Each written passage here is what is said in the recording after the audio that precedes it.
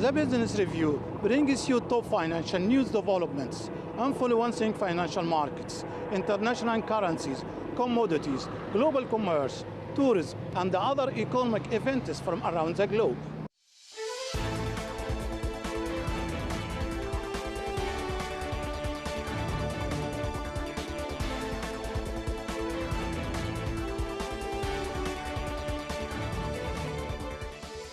The 2020 China Media Group, or CMG, Financial Forum kicked off in Beijing, with focus on the mission of industry and finance in new development paradigm.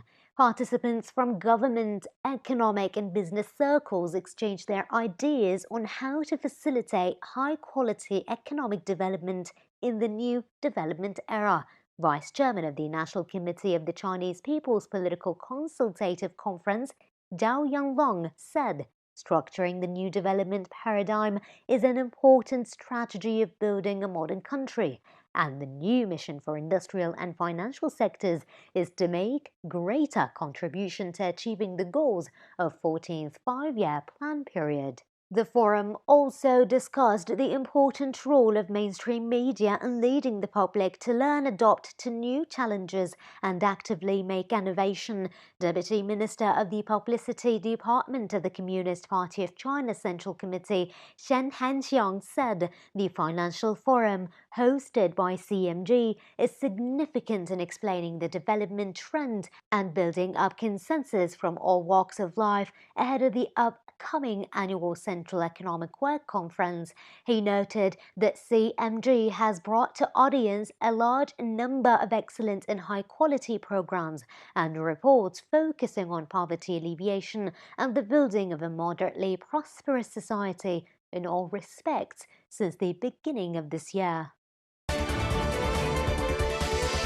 Frenchman Boris Xiaxia, having gout and being overweight, is at risk if he were to catch COVID-19. Nonetheless, he has no intention of getting inoculated once a vaccine is available in France. His refusal is partly because of his distrust of the medication. He used to take pills to help with painful symptoms and inflammation caused by gout, but noticed he started getting more seizures. He stopped his medication in February and said once he did, his general well-being improved. He's not alone in the refusal to take the COVID-19 vaccine once available. France counts more vaccine detractors than any other country in the world.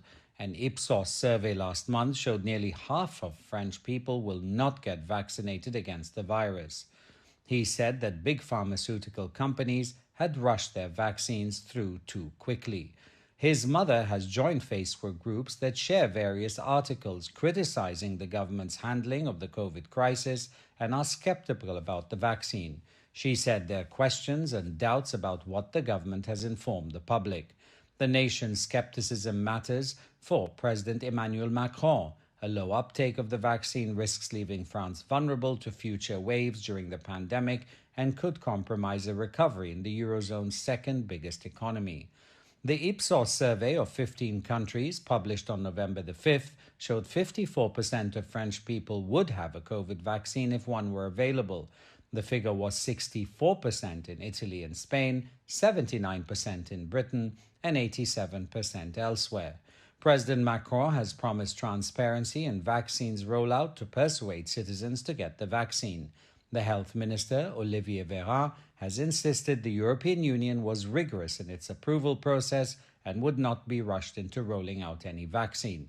COVID vaccines will be free for all, with the first shots expected to be available in France from early to mid-January.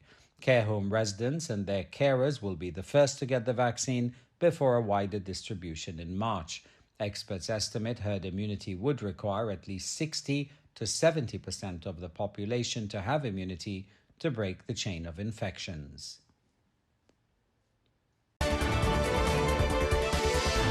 Cooks from across the Hong Kong Special Administrative Region recently participated in a culinary competition in an effort to raise public attention to the city's catering industry and better promote its cooking culture.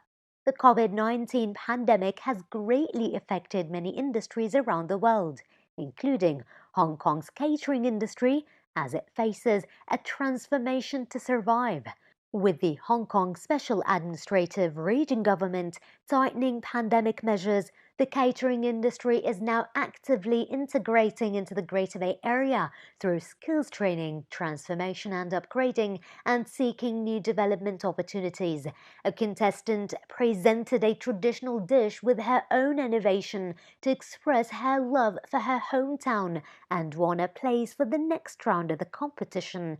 To survive the blow caused by the pandemic and industry shrinkage, Hong Kong's catering industry is eyeing the huge market of the Guangdong, Hong Kong, Macau Greater Bay Area for sustainable development.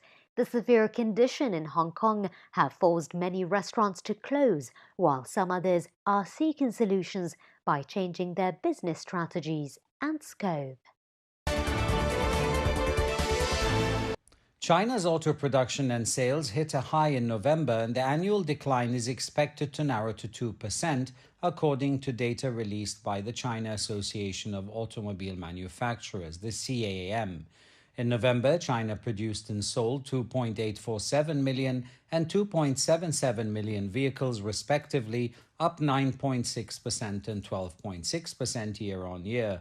Auto production and sales have increased for 8 consecutive months, and sales growth stayed above 10% for 7 consecutive months. Industrial experts noted this year's commercial vehicle market is better than for that of passenger cars, with production and sales maintaining a dramatic year-on-year rise. The production and sales of medium-sized, light and heavy tractors had a year-on-year growth of only about 30%. This has triggered a new round of multinational auto companies investing in the market. Recently, Daimler Truck AG and Baiki Photon Motor Company jointly announced that both partners will produce and distribute Mercedes-Benz tractors for an advanced market segment in China. The new energy vehicle market in China is also doing fairly well, with sales expected to reach 1.3 million. Some residents in Suzhou City of East China's Jiangsu province were giving a surprise as they were the lucky recipients of part of a 20 million yuan digital currency lottery in a pilot program to promote the application of the new form of currency. Among over 10 million permanent residents in the city, 100,000 people received the currency in red envelopes worth 200 yuan each via a random draw. The digital currency can be used for shopping in designated shops or via JD.com from December 11th to the 27th. Many shops already put up signs to accept the digital currency to attract customers during the Double 12 shopping festival. A similar pilot scheme was already successfully conducted in Shenzhen City of South China's Guangdong province in October, when 10 million yuan worth of digital currency was issued in 50,000 red envelopes. As the U.S. government considers an emergency use authorization for the Pfizer vaccine, plans are underway throughout the country for its mass distribution. But even as the number of American deaths from COVID-19 approaches 300,000, there is still wide skepticism and even a resistance to the vaccine in some parts of rural America. Some 68% of American men said they would get vaccinated, according to a Reuters Ipsos poll conducted in early December. Doubt is even growing among American women, who traditionally make most of the healthcare decisions in families and are now more wary than men of the new rapidly developed COVID-19 vaccines. The survey showed that 35% of women say they were not very or not at all interested in getting a vaccine, an increase of 9 points from a similar poll conducted in May when vaccines were being developed. Some 55% of women said they were very or somewhat interested in getting the vaccine, a drop of about 6 points in the same time span. Meanwhile, 68% of men said they would get vaccinated, which is unchanged from May.